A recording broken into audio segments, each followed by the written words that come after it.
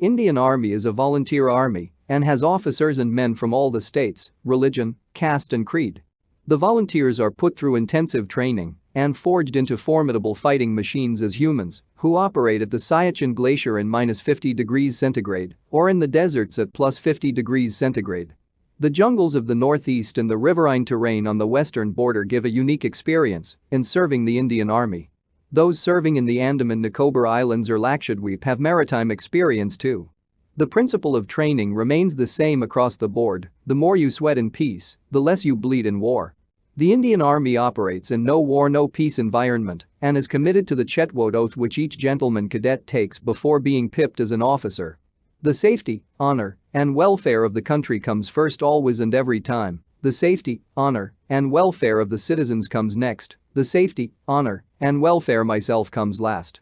Having given you the background on the basis of which the Indian Army is a formidable force, let me now share the Sri Lanka experience during Op Pawan. I was commissioned into 65 Armoured Regiment and had trained to fight on the T-72 M1 tanks. We were part of the Strike Corps and had just participated in a famous exercise Brostax IV. I have deliberately kept away the unpleasant sight of combat which is adequately covered in movies. The Tamils in Sri Lanka were being denied equal rights due to various historical reasons.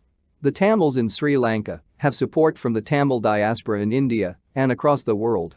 As peaceful protests were not yielding any results, armed struggle was started. The leading rebel group was the Liberation of Tamil Tigers Elam, LTT, who were trained in India, and they further reached out to Palestinians to hone their fighting skills. The Indian government in April 1987 decided to assist the Tamils of Sri Lanka by an armed intervention. However, by diplomatic negotiations an Indo-Sri Lanka peace accord was signed on 29 July 1987. LTTE was not happy with this peace accord as it compromised their aim of complete freedom in the northern and eastern provinces. On 30 July 1987 the troops of 8 Meher as part of the Indian Peacekeeping Force, IPKF, led by that time Major Anil Kumar